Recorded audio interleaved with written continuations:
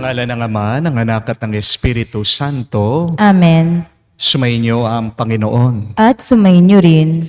Mga kapatid, tayo muli ay nagbabalik, nagpupurit, nagpapasalamat sa Diyos sa pamamagitan ng banal na misa. Tayo ay nasa pang-7 linggo na ng pangkaraniwan na panahon. Alam ko po mga kapatid na napakarami niyong mga problema. Napakarami nating iba't ibang pagsubok na hinaharapan sa ating buhay. Pero kapatid, huwag mo nang dagdagan ang iyong problema. Isang nakakadagdag sa bigat ng ating buhay ay kapag sumasama ang ating loob, kapag nananatili sa ating isip at puso ang mga taong nakasakit sa atin. Kaya nga maririnig natin sa Ebanghelyo ang habilin at turo ng ating Panginoon na mahalin natin ang ating mga kaaway. Mga kapatid, mahal na mahal tayo ng Diyos. Sa pagmamahal ng Diyos sa atin, gusto niya na tayo'y maging malaya, tayo'y maging masaya. Habang nandyan pa rin sa iyong alaala ang mga taong nakasakit sa iyo, yung mga kaaway mo, hindi magiging pinagpala, hindi magiging maliwanag, at hindi ka mapupuno ng tuwa at galak. Mahirap itong turo ng ating Panginoon. Kaya nga magagawa lang natin ito sa pamamagitan ng kanyang tulong at ng kanyang grasya. Itong ating ipatulong sa banal na misang ito, pagkalooban tayo ng lakas na ipagdasal, patawarin ang mga taong nakasakit sa atin. Sa napakaraming beses at napakatagal na panahon na, hindi natin makalimutan itong mga taong nagbigay ng bigat ng loob sa atin. Hingin natin muli ang awat pagpapatawad ng Diyos para tayo din ay makitang karapat-dapat na makatanggap sa mga banal na misteryo. Inaamin ko Sa makapangyarihang Diyos at sa inyo mga kapatid, na lubha akong nagkasala sa isip, sa salita, sa gawa at sa aking pagkukulang. Kaya isinasamo ko sa mahal na Birhen Maria, sa lahat ng mga anghel at mga banal, at sa inyo mga kapatid na ako'y ipanalangin sa Panginoong ating Diyos. kaawaan tayo na makapangyarihang Diyos, patawarin tayo sa ating mga kasalanan, patnubayan tayo sa buhay na walang hanggan. Amen.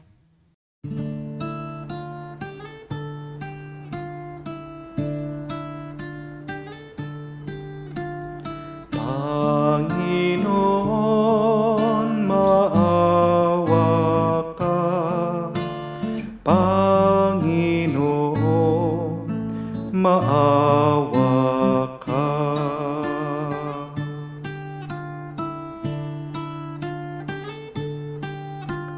Kristo, maawa ka. Kristo, maawa ka sa amin.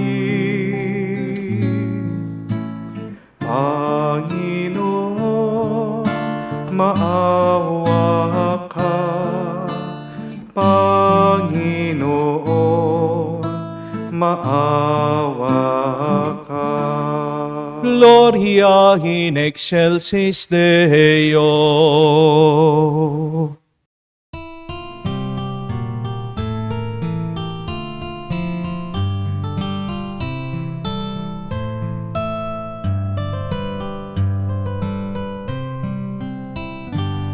Luwalhati sa Diyos sa kaitaasan,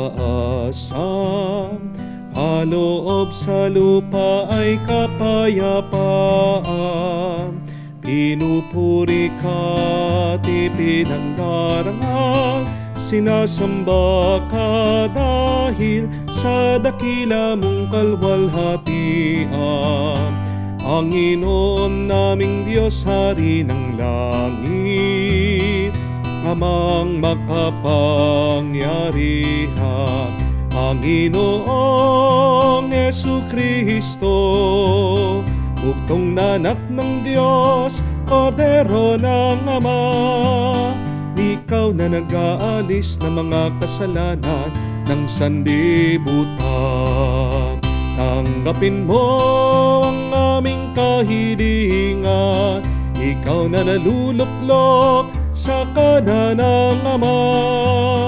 Maawa ka sa amin, ikaw lamang ang banal, Panginoong Jesucristo, kasama ng Espiritu, sa luwalhati ng Ama. Amen, Amen, Amen, Amen.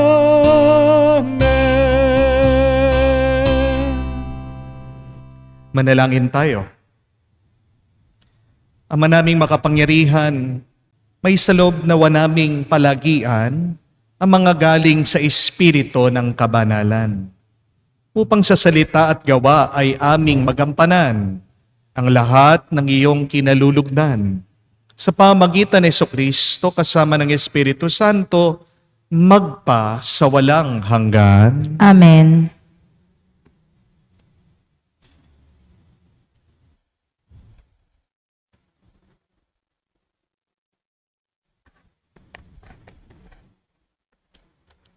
Pagbasa mula sa unang aklat ni Samuel. Noong mga araw na yon, lumakad si Saul kasama ang 3,000 piling kawal na Israelita upang huliin si David.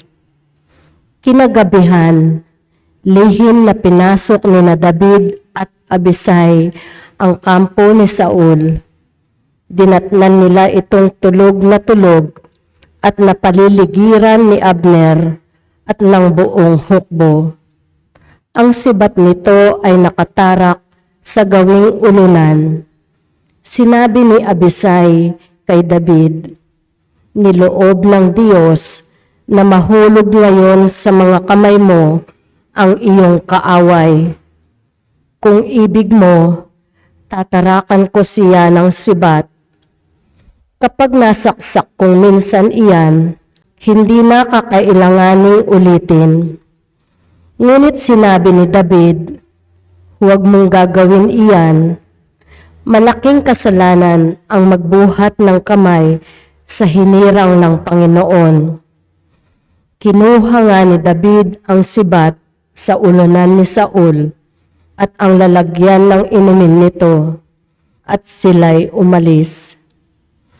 Isa man kina Saul ay walang nagising pagkat pinahimbing sila ng Panginoon. Dumating at umalis sina David nang walang nakaalam. Pagdating ni David sa kabilang gulod, tumayo siya sa isang mataas na lugar. Sinabi ni David, "Narito ang iyong sibat, mahal na hari. Ipakuha ninyo rito sa isa ninyong tauhan. Ang taong tapat at matuwid ay gagantimpalaan ng Panginoon. Sa araw na ito'y niloob niyang mahulog kayo sa aking mga kamay. Hindi ko maaaring pagbuhatan ng kamay ang hinirang ng Panginoon." Ang salita ng Diyos. Salamat sa Diyos. Ang ating mahabaging Diyos ay nagmamagandang loob. Ang ating mahabaging Diyos ay nagmamagandang loob.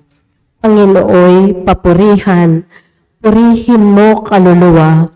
Ang pangalan niya'y banal, purihin mo sa tuwina. Ikaw, aking kaluluwa, ang Diyos ay papurihan, at huwag mong lilimutin yaong kanyang kabutihan. Ang ating mahabaging Diyos ay nagmamagandang loob. Ang lahat kong kasalanay, siya ang nagpapatawad. Ang anumang aking sakit, ginagamot niyang lahat. Sa bingit ng kamatayan, ako ay inililigtas. at ipinagpapalak ako sa pag-ibig niya't habag. Ang ating mahabaging Diyos ay nagmamagandang loob. Kay ganda ng kalooban, mahabagin itong Diyos. Kung magalit ay banayad, kung umibig na may lubos, kung siya ay magparusa, di katumbas ng pagsuway, di na tayo sinisingil sa nagawang kasalanan. Ang ating mahabaging Diyos ay nagmamagandang loob. Ang silangan at kanluran kung gaano ang distansya, gayong-gayon ang pagtingin sa sinumang nagkasala, kung paano nahahabag ang ama sa anak niya, gayon siya nahahabag sa may takot sa kanya. Ang ating mahabaging Diyos ay nagmamagandang loob.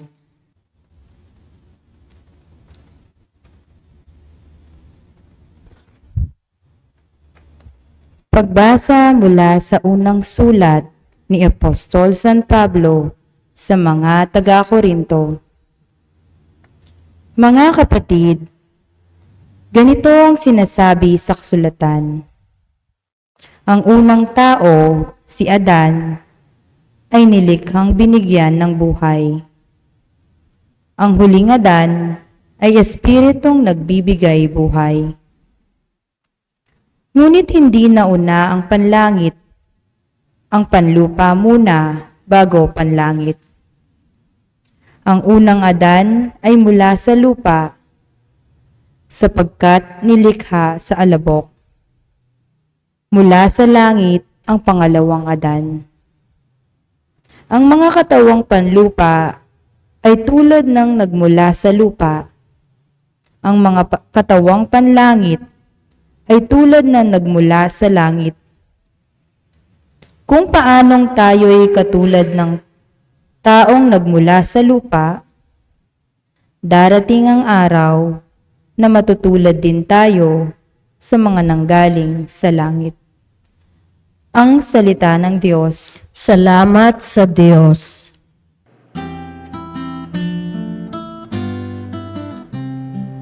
Alleluia, alleluia, alleluia, alleluia, alleluia, alleluia, alleluia, alleluia, alleluia, alleluia, alleluia, alleluia. Mag-ibigan sana kayo, katulad ng pag-ibig ko. Aleluya, aleluya. Sumainyo ang Panginoon. At sumain niyo rin. Ang mabuting balita ng Panginoon ayon kay San Lucas. Papuri sa iyo, Panginoon. Nung panahon na iyon, sinabi ni Jesus sa kanyang mga alagad, "Sinasabi ko sa inyo, mga nakikinig, ibigin ninyo ang iyong mga kaaway. Gawin ninyo ng mabuti ang mga napupuot sa inyo. Pagpalain ninyo ang mga sumusumpa sa inyo. Idalangin ninyo ang mga umaapi sa inyo. Kapag sinampal ka sa isang pisngi, iharap mo rin ang kabila.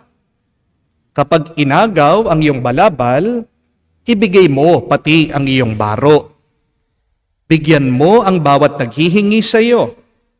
At kung may kumuha ng iyong ari-arian, ay huwag mo nang bawiin pa ang mga iyon. Gawin ninyo sa iba ang ibig ninyong gawin nila sa inyo. Kung ang iibigin lamang ninyo ang mga umiibig sa inyo, ano pang gantimpala ang inyong hihintayin? Kahit ang mga makasalanay, umiibig din sa mga umiibig sa kanila. At kung ang gagawan lamang ninyo ng mabuti, ang gumagawa sa inyo ng mabuti, ano pang gantimpala ang inyong hihintayin? Kahit ang mga makasalanan ay gumagawa rin naman nito. Kung ang pahihiramin lamang ninyo ay ang mga taong inaasahan ninyong makakabayad sa inyo, ano pang gantimpala ang inyong hihintayin? Kahit ang mga makasalanay Nagpapahiram din sa mga makasalanan sa pag-asang ang mga ito'y makakabayad. Sa halip, ibigin ninyo ang inyong mga kaaway at gawan nyo sila ng mabuti. Magpahiram kayo na hindi umaasa sa anumang kabayaran. Sa gayon, malaking gantimpala ang tatamuhin ninyo at kayo'y magiging mga anak ng kataas-taasan. Sapagkat siya'y mabuti sa masasama at sa mga hindi marunong tumanaw ng utang na loob. Maging mahabagin kayo gaya ng inyong ama. Huwag kayong humatol at hindi kayo hahatulan ng Diyos. Huwag kayong magparusa at hindi kayo parurusahan ng Diyos. Magpatawad kayo sa inyong kapwa at patatawarin kayo ng Diyos. Magbigay kayo at bibigyan kayo ng Diyos. Hustong takal, siksik, liglig, at umaapaw ang ibibigay sa inyo. Sapagkat ang takalang ginagamit ninyo sa iba ay siya ring gagamitin sa inyo. Mga kapatid, ang mabuting balita ng ating Panginoon. Pinupuri ka namin, Panginoong Heso Kristo. Magandang araw po muli sa inyong lahat and a blessed Sunday po sa inyong lahat. Pwede po ba nating i-greet ang bawat isa with a smile? Happy Sunday! Happy Sunday po sa inyong lahat. Mga kapatid, kahit na gaano kabigat ang iyong buhay ngayon, kahit na marami kang problema, do not forget to smile. As you pray, as you thank the Lord, as you begin a new day, always smile. Kapag ngumingiti kayo, isa pong paraan yan para maging mas magaan ang buhay natin. Amen? Tanong lang po, ano ang ginagawa niyo kapag may kaaway kayo? Ano ang ginagawa mo kapag may nang iinis sa iyo? Ano ang ginagawa mo kapag sinaktan ka o ginagawang mabigat ang buhay mo? Meron pong isang kwento tungkol po sa 4 na misis. Nung minsan, nagkita-kita sila at nagkakausap. Nagtatanungan sila, ano ang ginagawa ng bawat isa kapag nagkasala ang kanilang asawa sa kanila? Ang sabi po ng isa, kapag galit siya sa kanyang asawa, sa mister niya, pinatutulog po niya sa flooring, sa sahig. Yung pangalawa pong misis, ang sabi niya, kapag galit siya sa kanyang asawa, hindi niya pinagluluto ito. Hinahayaan niyang magutom. Yung pong pangatlong misis, sabi niya, kapag galit siya sa kanyang asawa, sinisigawan niya, minumura niya, pinagsasabihan niya. Pero yung pang-4 na misis, kwento niya, sabi niya, kapag galit daw siya sa kanyang asawa, sa mister niya, naglilinis daw po itong misis ng banyo. Nabigla po itong ibang misis. Sabi nila, wow, ang bait mo naman, Mars. Yung asawa mo na nga, yung nagkasala, ikaw pa ang maglilinis ng banyo? Ano yan? Pagkamartir? Ano yung ginagawa mo? Pampaalis ng stress? Bakit ka naglilinis ng banyo kapag galit ka sa iyong asawa, sa mister mo? Sumagot po itong pang-4 na misis. Sabi niya, sandali, hindi pa ako tapos. Kapag galit ako sa mister ko dahil may kasalanan siya sa akin, naglilinis ako doon sa banyo gamit yung toothbrush niya. Yak. Hindi po ba? Hindi, nakaganti siya. Yan ang unang reaction natin. Hindi po ba? Yan ang ginagawa natin.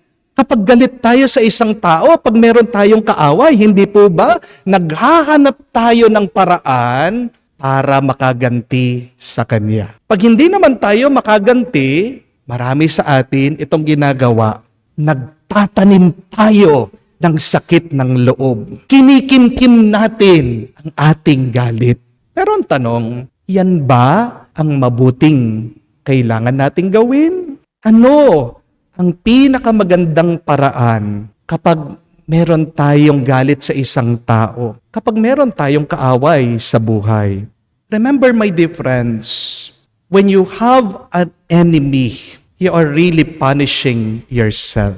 Kapag meron kang kaaway, meron kang dinadalang bato sa puso mo. Kaya nung minsan, meron po akong kausap na isang babae, malapit na siyang ikasal. Dito po sa interview ko sa babae, doon ko nalaman, may galit pala siya doon sa tita niya na nagpalaki sa kanya. Isipin niyo po, 20 years na niyang dala-dala yung kanyang galit, yung kanyang inis. Nag-umpisa pa nung bata siya. Kasi nung minsan daw, pinagalitan siya nitong tita niya. Pagkatapos, hindi niya makalimutan, binabawalan pa siya pag lumalabas siya.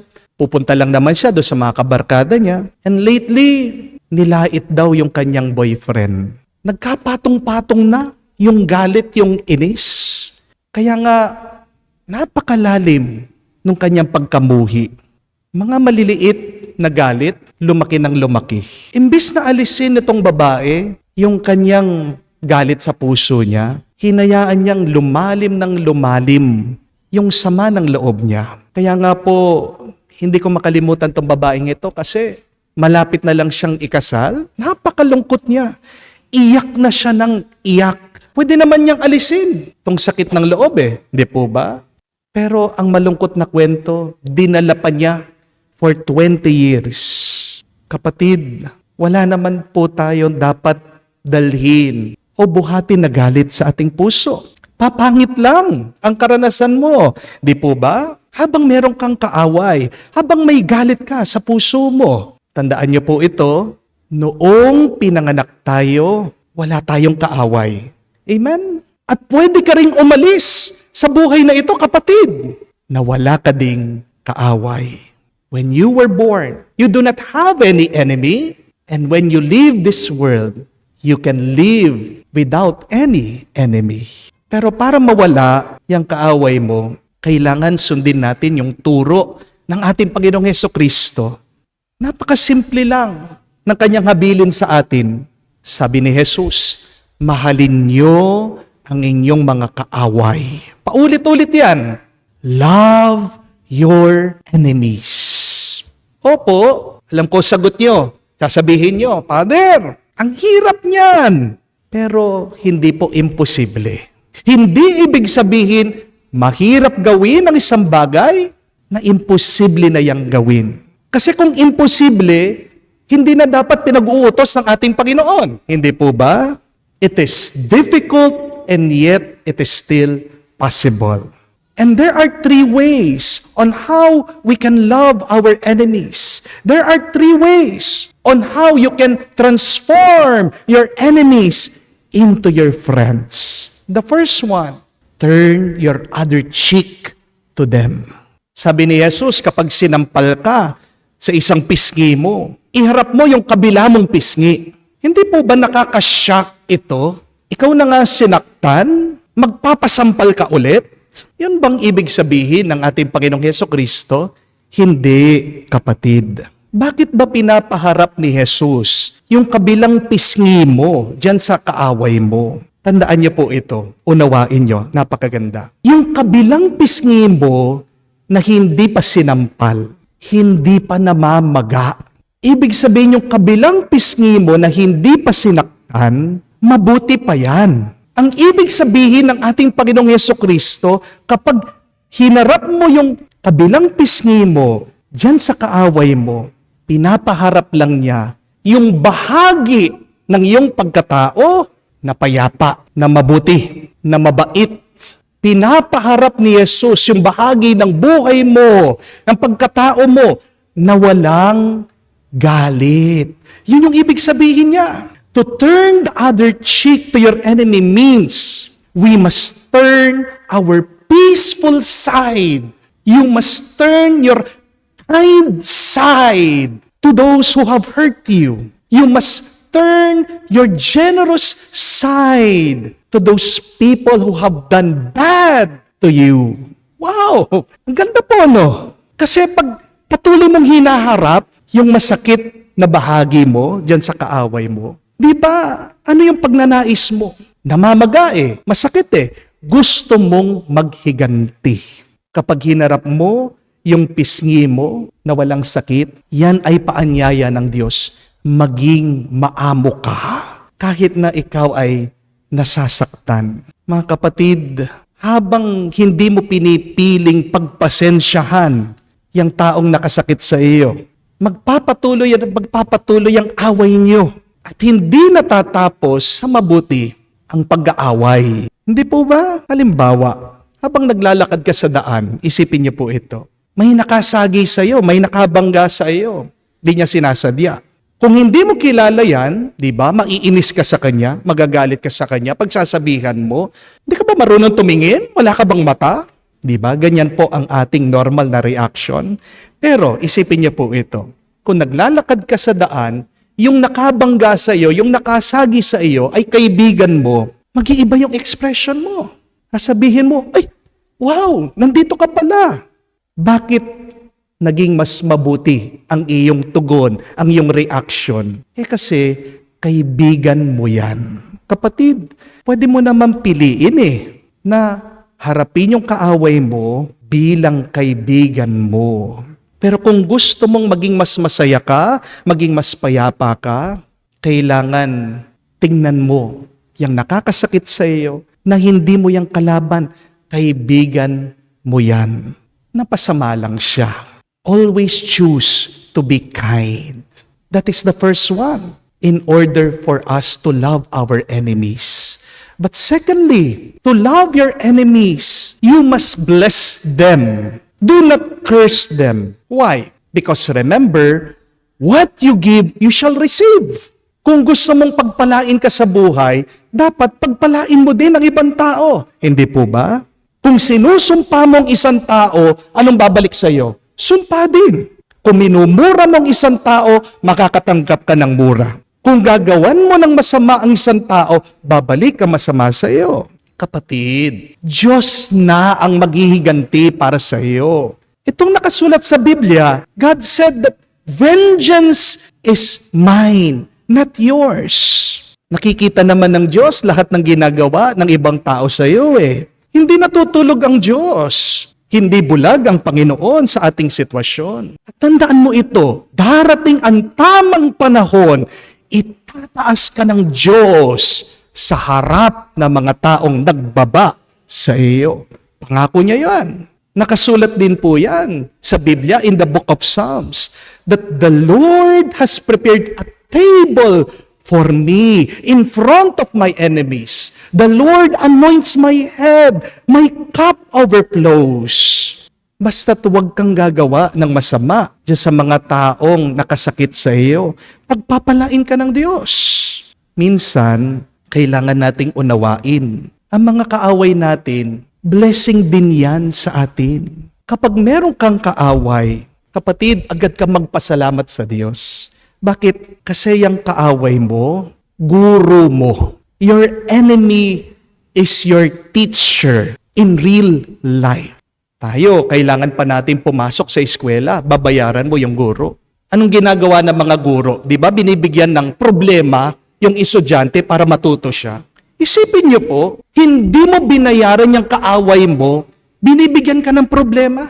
Kapag nasolusyonan mo yung problema na binibigay niya, tumatalino ka. Amen? Tinuturo lang ng kaaway mo sa iyo yung pagkukulang mo. Kaya naiinis ka kasi ayaw mong makita. Ano ba yung kasalanan mo? Remember, your enemy is your mirror. Ang mga kaaway natin ay papildiliha din sa ating pagkatao. Our enemies refine our character. Our enemies purify us inside. Di ba? Kapag umupo ka sa upuan o kaya naman sa lamesa, kapag magaspang yan, masasaktan ka. Kapag hindi pino ang iyong pagkatao, ganyan din. Masasaktan ka at makakasakit ka sa iba. Mga kapatid, magpasalamat ka sa mga kaaway mo dahil tinutuwid lang nila ang baluktot mong pagkatao. Maganda pong pagnilayan yan. Ano ba ang tinuturo ng aking kaaway sa akin? Ano ba yung mga bagay na dapat kong punuin sa aking sarili? Ano ba yung mga bagay na kailangan kong ituwid sa aking pag-iisip? But third and last, in order to love our enemies, we must forgive our enemies. Mga kapatid, kapag pinatawad mo yung kaaway mo, inaalis mo ang kapangyarihan nila sa iyo. Habang hindi mo sila pinapatawad, nakahawak sila sa buhay mo. Have you noticed that? While you are not forgiving your enemies, you are their prisoner. Habang hindi po pinapatawad yung mga kaaway mo, di ba? Ninanakaw nila yung tuwa mo. Inaalis nila ang gana mo. Wala kang kapayapahan sa buhay mo. And to forgive means you must let go of the bad feelings. Forgiveness doesn't mean that you forget what they have done. Huwag mong kakalimutan yung ginawa nila. Wisdom yan eh. Katalinuhan yan. Pero kapag nagpapatawad ka, ibig sabihin, binibitawan mo na, inaalis mo na yung sama ng loob mo. Habang may galit ka, kapatid, dumiyan sa loob mo. Yung galit mo, sinisira niya yung mabuting isip mo, yung magandang puso mo. Masyadong mahalaga ang isip at puso mo para lagyan mo lang ng galit. Amen? Kaya nga, yung pagpapatawad, kailangan paulit-ulit. Isipin mo, kung yung baso, makikita mo may dumi. Hindi mo titigilan na hugasan yan hanggat maalis yung dumi. Hindi po ba? Yan ang pagpapatawad. Nililinis natin ang ating isip at puso. Huwag mong titigilan na patawarin ang isang tao hanggang wala ka ng nararamdamang masama sa iyong kalooban. My dear friends, forgive a person who have hurt you because that person is also hurt. Di ba ang kasabihan? Hurt people, hurt people. Unawain mo yung taong yan na sinaktan ka. Kasi may problema siya. Amen?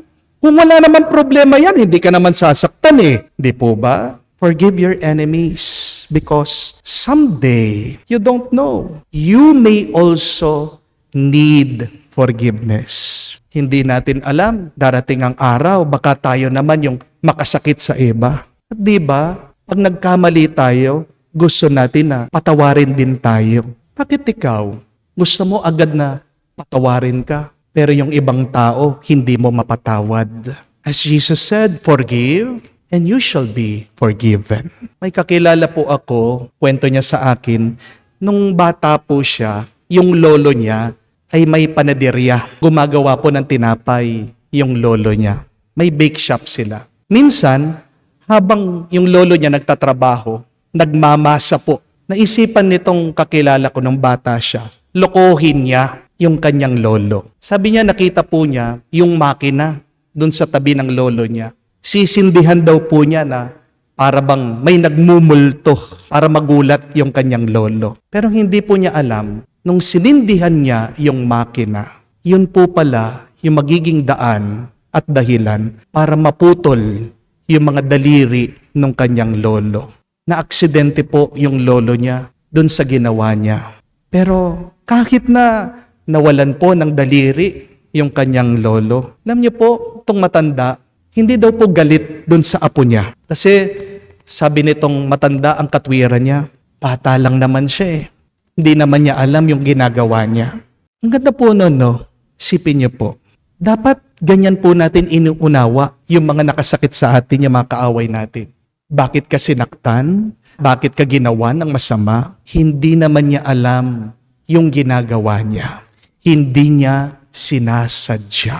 Pag ganyan ang iyong pag-iisip, mas madali mo siyang patawarin. Hindi po ba, kapatid? Pagpasensyahan mo yung mga kaaway mo. Kasi kapag nabubuhay sila sa kasalanan, talagang ganyan. Hindi matino at mabuti ang kanyang kaisipan. Remember, you forgive not because your enemy deserves your forgiveness, but forgive because you deserve to be happy, you deserve to be at peace. Amen? May tao po ba na masaya kapag may kaaway siya? Wala. Kapag yung taong yun masaya na may kaaway siya, hindi po tao yan. Baliw yan. Hindi po ba? Kapag hindi matino ang iyong kaisipan, kahit ano na lang, inaaway mo eh. Di po ba? Ganyan yung mga baliw. Huwag mong sasayangin ang oras, ang pera at lakas mo. Diyan sa mga kaaway mo, hindi mo kailangan ng kaaway sa buhay. Masyadong maiksi ang buhay para isipin mo at para lang sumama ang loob mo sa mga kaaway mo. Pero para mahalin natin ang ating mga kaaway, para maging mga kaibigan mo sila, para maging malaya ka, tandaan mo, tulitin mong gawin sa buhay mo. First, turn your other cheek means be meek. Second, bless your enemies. It means pray for them. And third, forgive them always from your heart. Magdasal po tayo, mga kapatid, sa banal na misang ito.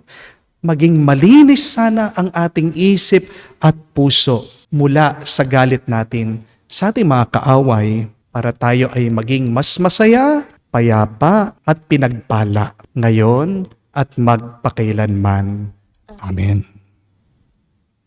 Sumasampalataya ako Sa Diyos, amang makapangyarihan sa lahat, na may gawa ng langit at lupa, sumasampalataya ako kay Hesukristo, iisang anak ng Diyos, Panginoon nating lahat, nagkatawang tao siya, lalang ng Espiritu Santo, ipinanganak ni Santa Mariang Birhen, pinagpakasakit ni Poncio Pilato, ipinako sa krus, namatay, inilibing, nanaog sa kinaroroonan ng mga yumao, nang may ikatlong araw, nabuhay na mag-uli, umakyat sa langit, naluluklok sa kanan ng Diyos amang makapangyarihan sa lahat. Doon magmumulang paririto at huhukom sa nangabubuhay at nangamatay na tao. Sumasampalataya naman ako sa Diyos Espiritu Santo, sa banal na simbahang katolika, sa kasamahan ng mga banal, sa kapatawaran ng mga kasalanan, sa pagkabuhay na muli ng nangamatay na tao, at sa buhay na walang hanggan. Amen. bilang pagtugon sa mensahe ng salita ng Diyos. Hilingin natin ang tulong ng Panginoon upang tayo'y magmahal na tulad ng Kanyang tinuturo sa atin.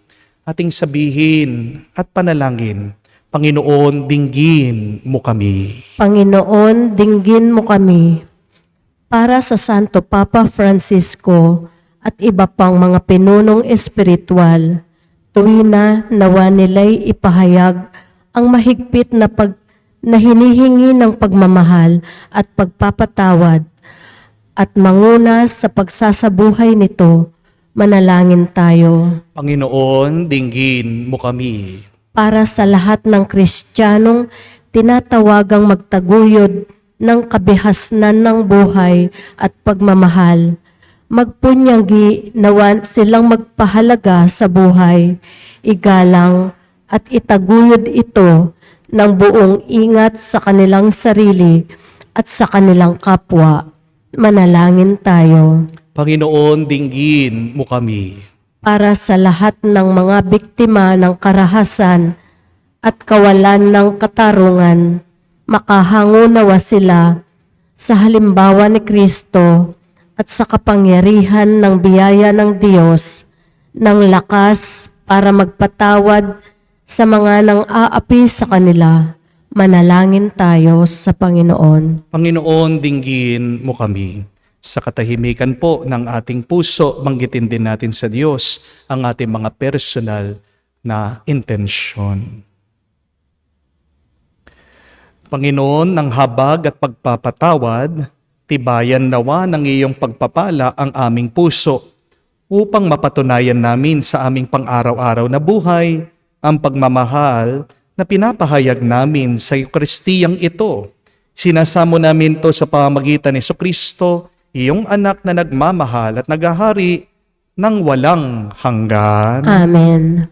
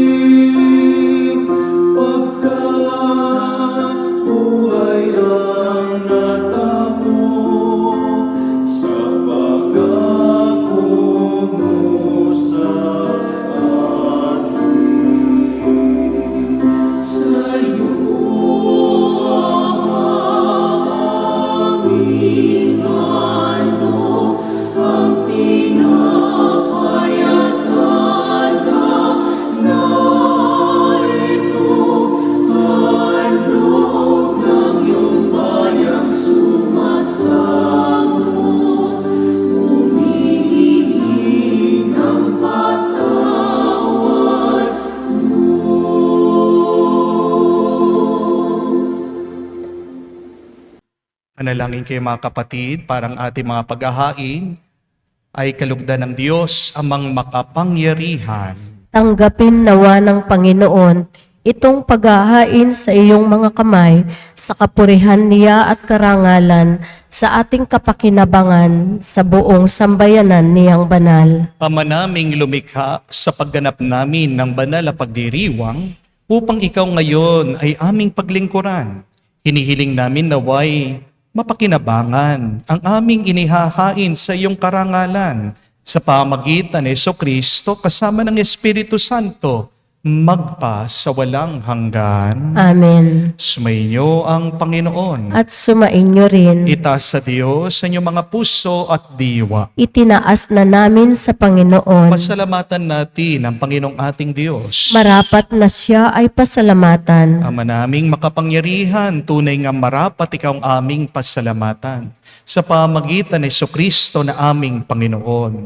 Siya ay naging kapwa naming maasahan upang may mangunang umako sa pananagutan. Dahil hangad mong magbago ang kinamihas ng pagkakanya-kanya ng sangkatauhan. Bunga ng pagtitiis, siya ay nanaig at ang kamatayan ay kanyang nalupig. Kaya't siya ay aming daan para aming masapit ang iyong tapat at masahang pag-ibig. Kaya kaisa na mga anghel nagsisiawit ng papuri sa iyo nang walang humpay sa kalangitan, kami nagbubunyi sa iyo kadakilaan.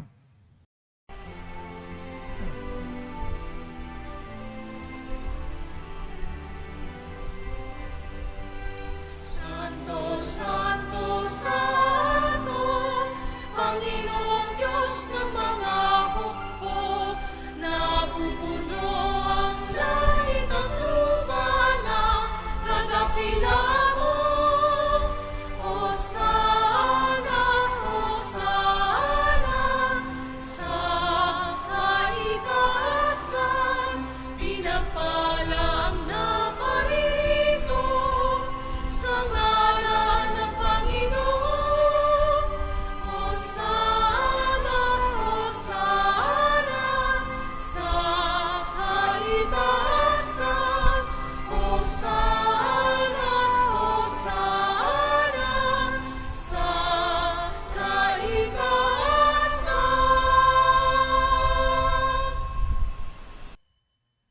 Ama naming banal, ikaw ang bukal ng tanang kabanalan. Kaya't sa pamagitan ng iyong Espiritu, gawin mong banal ang mga kaloob na ito upang para sa amin maging katawan at dugo ng aming Panginoong Hesu Kristo. Bago niya pinagtiis ang kusang loob na maging handog, hinawakan niyang tinapay, pinasalamatan kanya. Pinaghati-hati niya iyon, inabot sa kanya malagad at sinabi, tanggapin ninyong lahat ito at kanin. Ito ang aking katawan na ihahandog para sa inyo.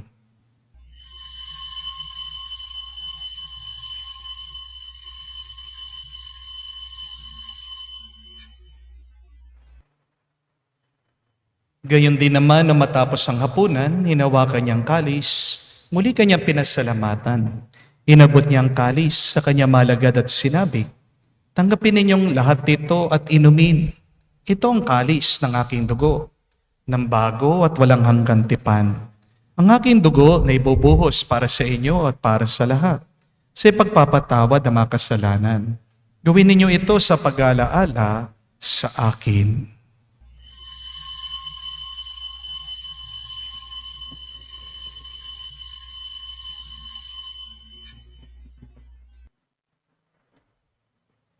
Ang misteryo ng pananampalataya. Aming ipinahayag na namatay ang iyong anak, nabuhay bilang Mesiyas at magbabalik sa wakas para mahayag sa lahat.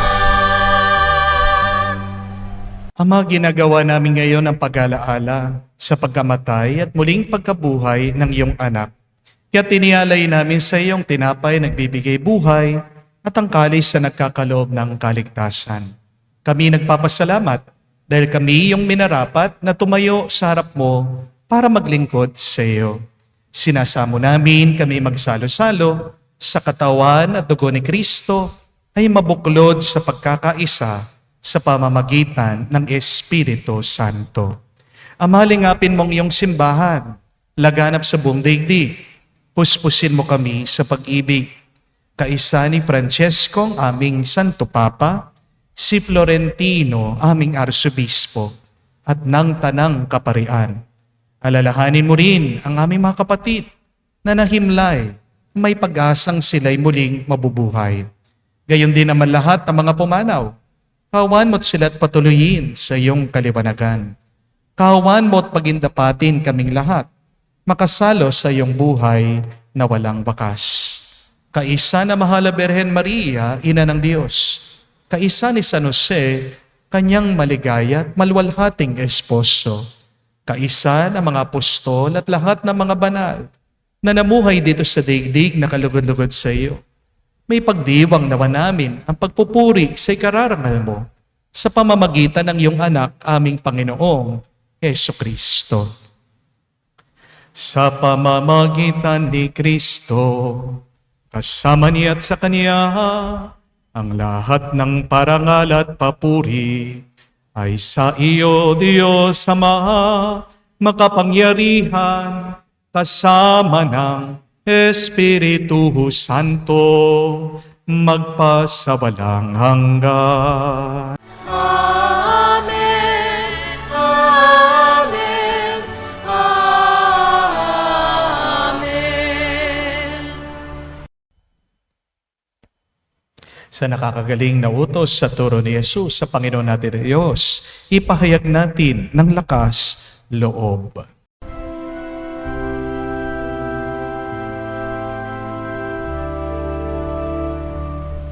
Ama namin, sumasalangit ka, sambahin ang ngalan mo, mapasa amin ang kaharian mo, sundin ang loob mo dito sa lupa para lang sa langit. Bigyan mo kami ngayon ng aming kakanin sa araw-araw. At patawarin mo kami sa aming mga sala para ng pagpapatawad namin sa nagkakasala sa amin. At huwag mo kami ipahintulot sa tukso, at iadya mo kami sa lahat ng masama. Hinihiling namin kami adya sa lahat ng masama, pagkalooban ng kapayapaan araw-araw, ligtas sa kasalanan, ilayo sa lahat ng kapahamakan, samantalang aming pinanabikan ang dakilang araw ng pagpapahayag ng tagapagligtas naming si Heso Kristo. Sapagkat iyo ang kaharian at ang kapangyarihan at ang kapurihan magpakailanman. Amen. Panginoong Heso Kristo, sinabi mo sa mga apostol, kapayapaan ang iniiwan ko sa inyo. Ang aking kapayapaan, binibigay ko sa inyo. Tunghayan mo ang aming pananampalataya at huwag ang aming pagkakasala. Pagkalooban mo kami ng kapayapaan at pagkakaisa ayon sa iyong kalooban. Kasama ng Espiritu Santo, magpa sa walang hanggan. Amen. Kapayapaan ng Panginoon ay laging sumainyo. At sumainyo rin. Magbigayan po tayo ng kapayapaan sa bawat isa. Peace with you po. Kapayapaan po sa inyong lahat.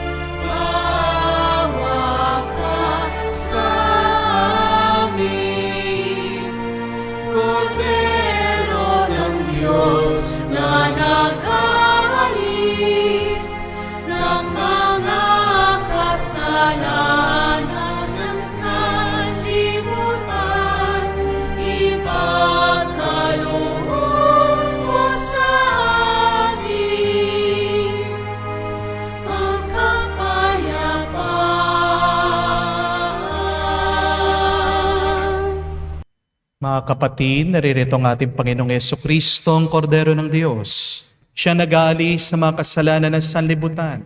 Mapalad tayong lumalapit sa piging ng Kordero. Panginoon, hindi po dapat na magpatuloy sa iyo, ngunit sa isang salita mo lamang ay gagaling na ako.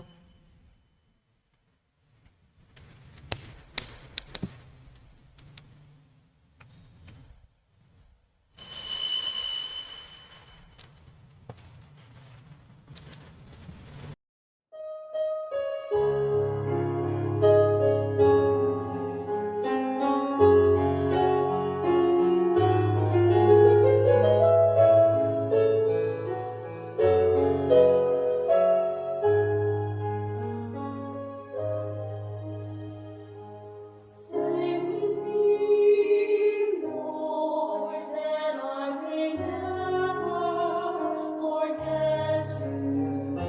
Stay with me, Lord, because I need. Stay with me, Lord, for you are my life. Stay with me, Lord, for you are my life.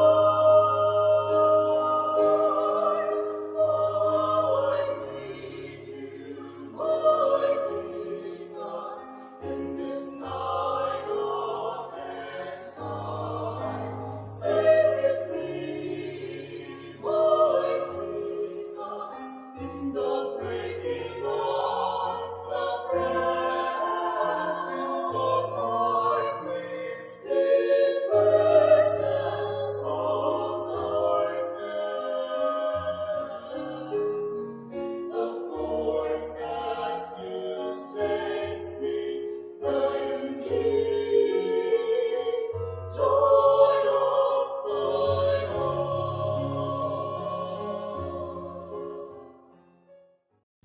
Lumuhod po tayo para sa panalangin para sa mga may sakit. Panginoong Jesus, lumalapit po kami sa iyo ngayon upang idulog ang kagalingan ng mga may sakit. Haplusin niyo po sila at pagkalooban ng panibagong lakas upang sila ay muling makapaglingkod sa iyo. Patawarin niyo po sana sila sa kanilang mga kasalanan at pagkalooban din ng kagalingang pangkaluluwa. Sa katahimikan po ng ating puso, banggitin natin ang pangalan ng mga kapatid nating may sakit, humihiling na mabilis na kagalingan, lalong-lalo na po ang ating mahal na Santo Papa, na kasalukuyan siya ay nasa hospital at nagpapagaling. Naway ang banal na Espiritu, punuin ng panibagong lakas ang ating Santo Papa, Papa Francisco, para muli siyang makapagbalik sa paglilingkod at mapagpatuloy ang misyon sa atin sa paggabay sa ating banal na simbahang Katolika.